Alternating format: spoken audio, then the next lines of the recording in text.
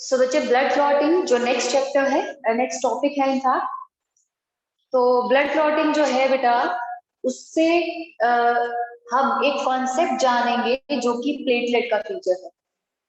तो blood clotting जो है ना, it's the coagulation of blood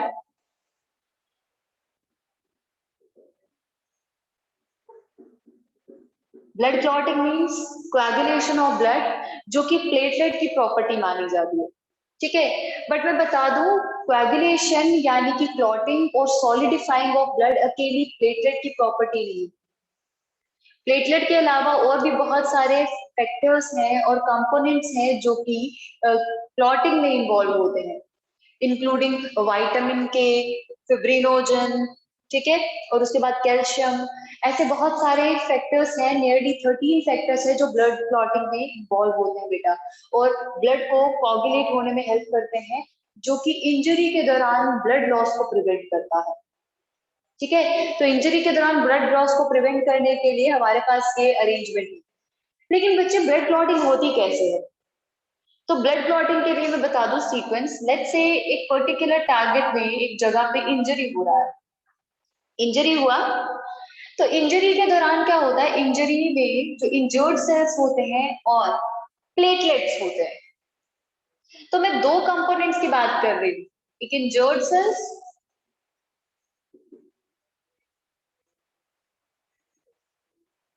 ठीक है, और दूसरा प्लेटलेट्स। तो बच्चे दोनों ना एक केमिकल रिलीज करते हैं जो कि स्टार्टिंग पॉइंट बनाता है कोगुलेशन का, उसे कहा जाता है थ्रोम्बोप्लास्टिन। तो इंजर्ड सेल्स बहुत ही कम अमाउंट में, बट प्लेटलेट ज्यादा अमाउंट में थ्रोम्बोप्लास्टिन रिलीज करता है। तो बच्चे थ्रोम्बोप्लास्टिन जो प्लेटलेट की वजह से रिलीज हो रहा है, प्लेटलेट से रिलीज हो रहा है, उसे प्लेटलेट डिराइव्ड थ्रोम्बोप्लास्टिन भी कहा जाता है बेटा। ठीक है, तो बच्चे ये पहला कंपोनेंट है जो कि प्लेटलेट और इंजर्ड सेल्स रिलीज करते हैं as an effect of injury. ठीक है, तो बच्चे अब क्या होगा, ये थ्रोम्बोप्लास्टिन जो इंजर्ड सेल्स और प्लेटलेट से निकला है, वो कंबाइन करके एक केमिकल बनाता है, एक एंजाइम बनाता है जिसे प्रोथ्रोम्बिनेज कहा जाता है। प्रोथ्रोम्बिनेज, ठीक है। तो इंजर्ड सेल्स है और प्लेटलेट्स है, इन्होंने क्या रिलीज किया, थ्रोम्बोप्लास्टिन रिलीज किया। ठीक है, तो ये थ्रोम्बोप्लास्टिन ब्लड क्लॉटिंग फैक्टर्स के साथ मिलकर, plus blood clotting factors plus calcium के साथ मिलकर प्रोथ्रोम्बिनेज बना रहे हैं, which is an inactive enzyme, जो एक इनएक्टिव एंजाइम है। और बच्चे प्रोथ्रोम्बिनेज जो है वो आगे का काम करता है, प्रोथ्रोम्बिनेज आगे का काम करेगा। तो प्रोथ्रोम्बिनेज का काम क्या है वो मेंशन कर देती हूँ बेटा। तो प्रोथ्रोम्बिनेज का काम जो है,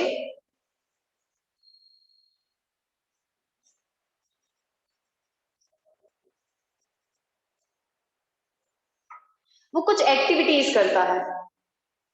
ठीक है बच्चे, थ्रोम्बोप्लास्टिन तो रिलीज हुआ है, काम थ्रोम्बोप्लास्टिन नहीं करेगा। ठीक है, थ्रोम्बोप्लास्टिन नहीं करेगा, बल्कि प्रोथ्रोम्बिनेज जो एंजाइम है वो काम करेगा बेटा। ठीक है, तो प्रोथ्रोम्बिनेज के दो काम है। तो सबसे पहले तो इसका काम है इनएक्टिवेट करना, इट इनएक्टिवेट्स हिपैरिन, यानी कि जहां पे इंजरी हुई है उस साइड पे जाकर हिपैरिन जो होगा उसको इनएक्टिवेट कर देगा। तो बच्चे हिपैरिन को इनएक्टिवेट क्यों कर रहा है, क्योंकि हिपैरिन एक एंटीकोगुलेंट है, वो ब्लड को क्लॉट होने से बचाता है। तो इंजरी हुई है, तो इंजरी के दौरान ब्लड लॉस को प्रिवेंट करने के लिए जरूरी है कि ये हिपैरिन रिलीज हो, सॉरी हिपैरिन जो है वो सप्रेस हो जाए, क्योंकि इंजरी वाली साइड पे अगर हिपैरिन काम कर रहा है तो वहां पे वो क्लॉटिंग होने ही नहीं देगा। तो प्रोथ्रोम्बिनेज बन के सबसे पहले ये काम करता है। दूसरा ये क्या करता है, एक और प्रोसेस करेगा, that this prothrombinase converts a blood protein that is prothrombin prothrombin, prothrombinase enzyme है, ये प्रोथ्रोम्बिन को थ्रोम्बिन में कन्वर्ट करेगा। It converts prothrombin into thrombin. लेकिन इस स्टेप के लिए भी हमें एक मिनरल की जरूरत पड़ती है, that is calcium, Ca2 positive. तो कैल्शियम की रिक्वायरमेंट यहाँ पे भी है, कैल्शियम की रिक्वायरमेंट यहाँ पे भी है। अगर कैल्शियम नहीं होगा तो क्लॉटिंग होगी, पॉसिबिलिटी नहीं है क्लॉटिंग की। ठीक है, तो प्रोथ्रोम्बिन जो है वो कन्वर्ट हो जाता है बेटा थ्रोम्बिन। ठीक है, अब बच्चे थ्रोम्बिन क्या करेगा? अब थ्रोम्बिन जो है एक्चुअली काम करेगा, इसका काम है फर्दर, ये क्या करेगा, एक ब्लड सॉल्युबल प्रोटीन होगा, that is fibrinogen. Fibrinogen which is a soluble protein, यानी कि ब्लड में सॉल्युबलाइज्ड फॉर्म में होगा। तो बच्चे क्या करेगा, ये थ्रोम्बिन एक्टिवेट होने के बाद, एक्टिव फॉर्म में आने के बाद, ये इस फिब्रिनोजन को फिब्रिन में कन्वर्ट कर देता है। It converts fibrinogen into fibrin, और फिब्रिन क्या है? Insoluble protein. Fibrin is an insoluble protein.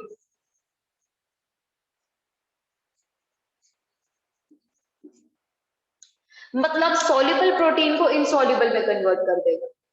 ठीक है, अभी इनसॉल्युबल प्रोटीन बन गया, ब्लड में सॉल्युबलाइज नहीं हो पाएगा, तो बच्चे फिब्रिन क्या करता है, इनसॉल्युबल प्रोटीन बनकर ये क्रिएट कर देता है meshwork at meshwork of fibres, fibres का एक मेशवर्क क्रिएट कर देता है।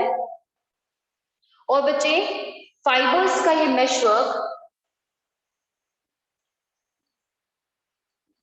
To trap dead cells and debris, तो डेड सेल्स और डेब्रीज को ट्रैप कर देता है। मतलब इंजरी साइट पे इस तरीके से मेशवर्क क्रिएट कर देगा, जाली जैसा, सीव जैसा।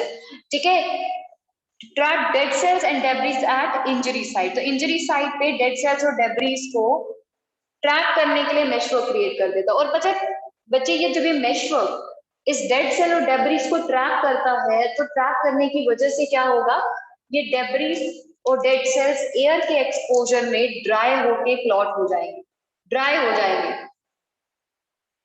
ऐसा नहीं है कि ब्लड के साथ ओज आउट करती रहेंगी, रिलीज होती रहेंगी, बल्कि एयर के एक्सपोजर में ये trap debris, trap dead sales जो होंगे वो सूखते जाएंगे, जिसकी वजह से एक हार्ड लेयर बन जाती है ब्लड की, जो धीरे धीरे ब्लैकिश होना शुरू हो जाएगी।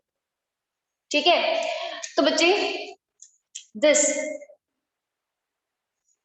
ट्रैपिंग ऑफ डेड सेल्स और debris is called as clot और कोएगुलम।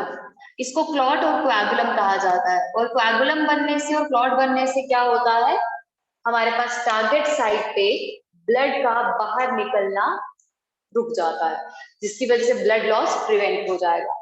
तो बच्चे ये है हमारे पास ब्लड क्लॉटिंग, ये कंप्लीट प्रोसेस है, कंप्लीट कैस्केड सिस्टम है जो कि ब्लड क्लॉटिंग करवाता है। और कैस्केड इसीलिए कहा जा रहा है इसको, क्योंकि बच्चे एक चीज एक्टिवेट होती है तो दूसरी चीज रिलीज करती है, या दूसरी चीज को एक्टिवेट करेगी, जब एक चीज फिर दूसरी चीज एक्टिवेट हुई वो तीसरी को एक्टिवेट करेगी, तीसरी हुई तो दूसरी को कन्वर्ट करेगी। तो इस तरीके से आगे कन्वर्जन प्रोसेस होता जाएगा, यानी कि सीक्वेंस, एक का एक्टिवेशन दूसरे के एक्टिवेशन के लिए काम करेगा, तो जिसकी वजह से मल्टीपल प्रोटीन्स और मल्टीपल कंपोनेंट्स एक्टिवेट होकर एक ही जगह पे क्लॉटिंग करवा लेते हैं।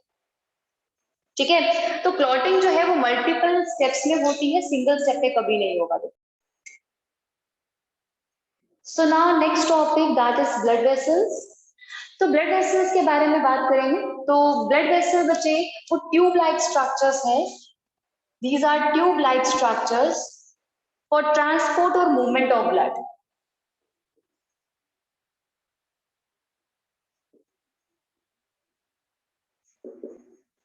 फॉर ट्रांसपोर्ट ऑफ ब्लड, तो ब्लड की मूवमेंट और ट्रांसपोर्ट के लिए, मूवमेंट लिख देते हैं, मूवमेंट ऑफ ब्लड के लिए बच्चे जो ट्यूब लाइक स्ट्रक्चर्स है उसे ब्लड वेसल्स कहा जा रहा है। तो बच्चे blood vessels includes artery, veins and capillaries. Arteries, veins and capillaries. ये तीन स्ट्रक्चर्स हैं जिसमें से नियरली आर्टरी और वेन का स्ट्रक्चर जो है वो सिमिलर रहता है।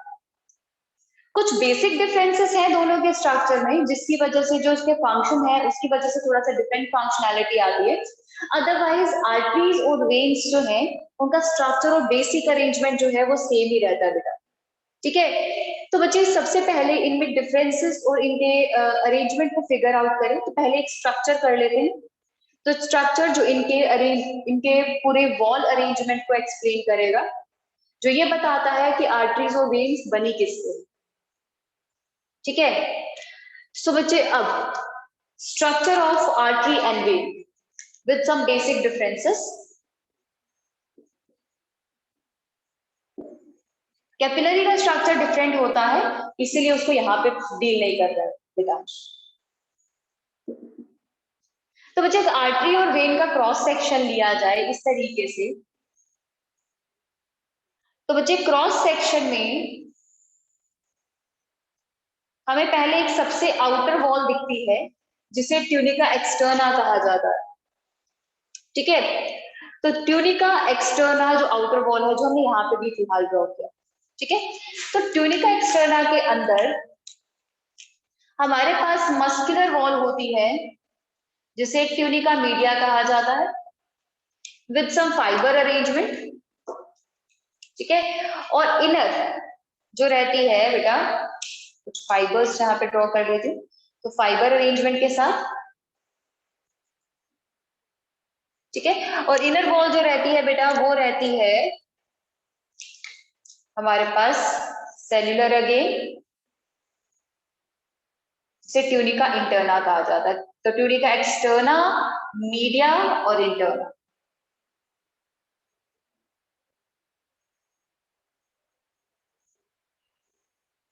और बच्चे जो इनर लाइनिंग है ट्यूनिका इंटरना है, एपिथेलियल लाइनिंग मिलता है। ठीक है, सो इस तरीके से हमारे पास अरेंजमेंट है।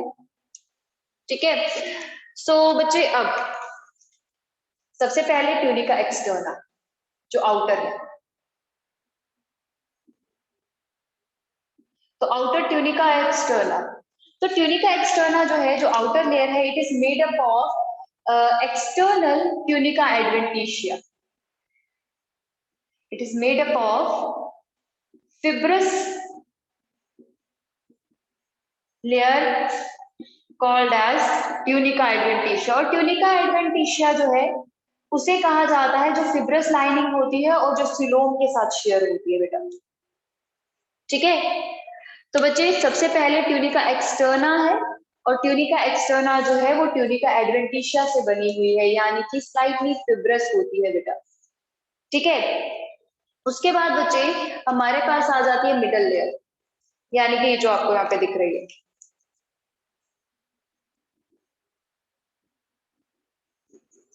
ये वाली, along with this red color lining जो फिब्रस है बेटा। ठीक है, सो बच्चे अब हमारे पास ये जो लाइनिंग आई है, this layer, it is called as tunica media. Tunica media जो कि मिडल लेयर है, this tunica media is made up of muscles and obviously smooth muscles होंगे, क्योंकि ब्लड वेसल में स्मूथ मसल्स होते हैं, वो इनवॉलेंटरी होता है।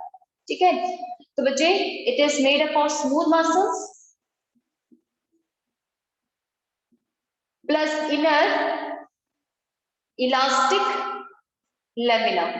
इलास्टिक लेमिना यानी कि येलो फाइबर्स होते हैं यहाँ पे, येलो फाइबर्स होने की वजह से ये इलास्टिक लेमिना होता है। यहाँ पे ये इलास्टिसिटी होती है मसल के एग्जैक्टली नीचे, यानी कि ये स्मूथ मसल्स है तो उसके एग्जैक्टली नीचे फाइबर्स होते हैं, इलास्टिक फाइबर्स।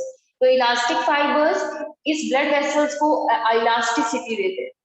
ठीक है, and this tunica media is highly thicker in arteries, so it is thicker in arteries as compared to veins। Veins के कंपैरिजन में आर्टरीज में ये ट्यूनिका मीडिया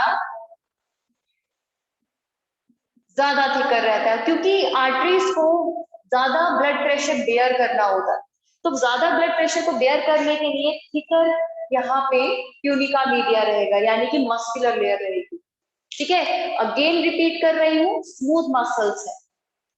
तो बच्चे lastly we have this tunica interna, जो inner layer है, inner tunica interna. और बच्चे हम हमेशा कहते हैं कि ब्लड वेसल्स में, हार्ट में, ब्लड कैपिलरीज में स्क्वामस एपिथेलियम होता है, तो वो स्क्वामस एपिथेलियम यहाँ पे है बेटा। ठीक है, स्क्वामस एपिथेलियम यहाँ पे है। So tunica interna is made up of squamous epithelium, जिसे एंडोथेलियम कहते हैं बेटा। तो एंडोथेलियम से बना है, तो एंडोथेलियम। ठीक है, सो एंडोथेलियल लेयर है बेटा इसमें।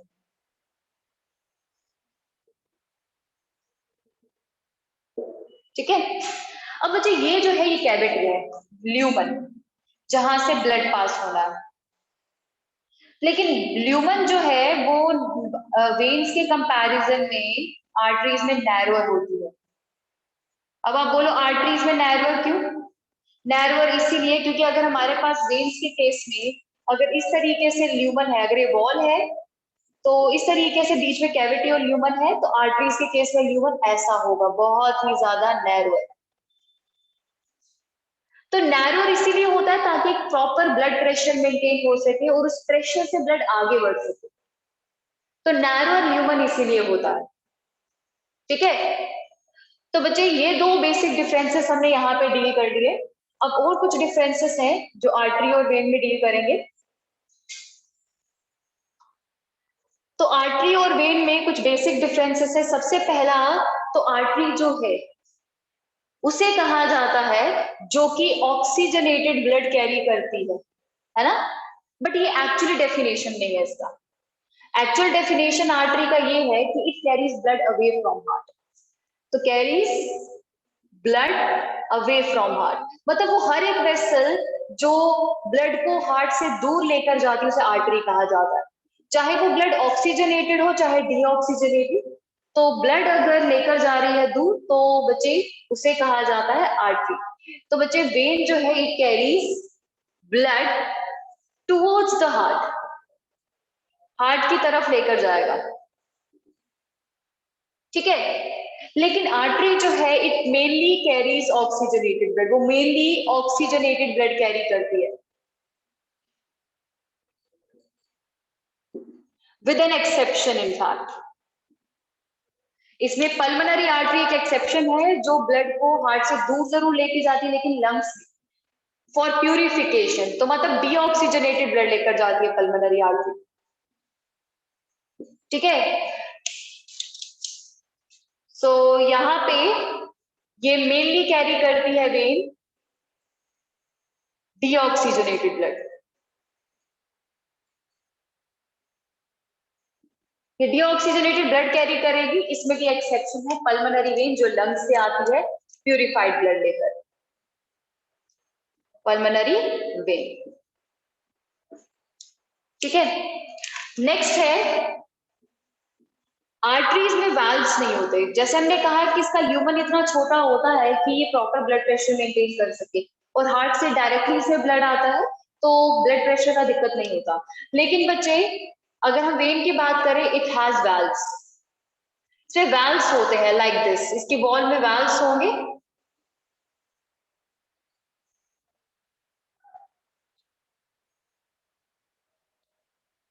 इसके वॉल में ल्यूमन की तरफ वाल्व्स होंगे ताकि ब्लड जो है ऊपर जाए, तो इतना हाई प्रेशर नहीं होता, लो प्रेशर होता है, जिसकी वजह से ब्लड ऊपर जाने के बाद नीचे बैकवर्ड साइड ना आ जाए, तो ये वाल्व्स प्रेजेंट होते हैं ताकि अपोजिट साइड ब्लड रश ना करे। ठीक है, तो उसके बाद नेक्स्ट कुछ फीचर्स जो हमने यहाँ पे देखे, ल्यूमन इसका नैरोअर होता है कंपेरेटिवली वेन के, और इसका ल्यूमन जो है वो वाइडर होता है, जिसकी वजह से और ब्लड प्रेशर इफेक्ट हो जाता है। ठीक है, और फिफ्थ, इसमें थिकर ट्यूनिका मीडिया रहेगा, इसमें कंपेरेटिवली थिनर रहेगा, थिनर ट्यूनिका मीडिया।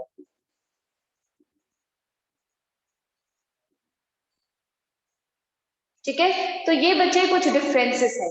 ठीक है। और हमने ह्यूमन के केस में यहाँ पे डिफरेंस बताया था कि नैरो रहेगा आर्टरीज के केस में, कॉन्स्ट्रिक्टेड जो है वो रहेगा आर्टरीज के केस में, ठीक है।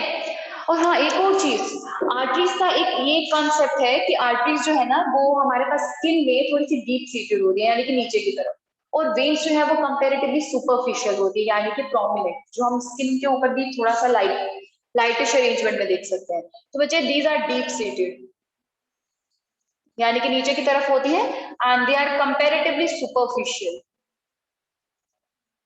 ये कंपेरेटिवली हमें विजिबल होती है स्किन से, ऊपर की तरफ होती है, ठीक है। तो इसीलिए अगर हमें कोई वैक्सीन देनी है, इंट्रावेनसली कोई ड्रग देना है, तो उसके केस में, मेडिसिन के केस में, सबके केस में तो इंट्रावेनसली ही वो डिलीवर किया जाता है, आर्टरीज में डायरेक्टली नहीं, क्योंकि वेनस जो है, वेन्स जो है, दे आर कंपेरेटिवली सुपरफिशियल, ठीक है। सो बच्चे ये है हमारे पास आर्टरी और वेन के बारे में। तो नेक्स्ट है कैपिलरी, जो इनका स्ट्रक्चर थोड़ा सा डिफरेंट रहेगा। रीजन है बच्चे इतनी थिकर वॉल, आर्टरी और वेन का काम क्या है, ब्लड को लेकर जाना ताकि वो टिश्यूज के साथ चीजें एक्सचेंज करे, बट इतनी थिकर वॉल जो है वो एफिशिएंट नहीं होती है मटेरियल एक्सचेंज के लिए। तो मटेरियल एक्सचेंज को एफिशिएंट बनाने के लिए हमें नेक्स्ट वेसल चाहिए थी जो कि थिनर हो, जिसमें ये ट्यूनिका मीडिया वगैरह ना हो और कोई ऑब्स्ट्रक्शन ना आए।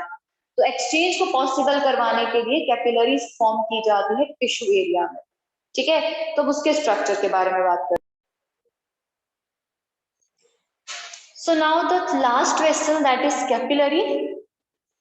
तो कैपिलरीज जो है बच्चे, दीज आर सिंगल लेयर रहेंगे, यानी कि इसमें 3 लेयर्स नहीं है, मीडिया, एक्सटर्नल और इंटरनल। और बच्चे ये कैपिलरीज जो है वो पोरस होती है, पोरस होती है क्योंकि अगर हम इसका सेक्शन लें, लॉन्गिट्यूडनल सेक्शन लें, तो लॉन्गिट्यूडनल सेक्शन के अकॉर्डिंग हमारे पास इस तरीके से सेल्यूलर अरेंजमेंट आता है,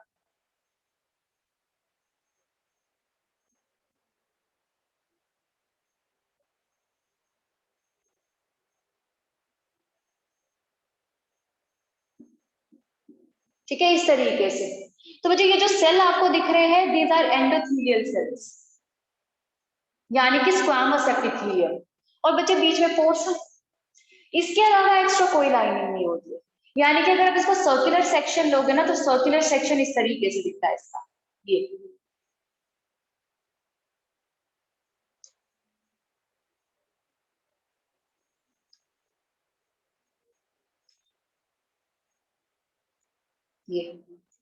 सर्कुलर सेक्शन, ठीक है।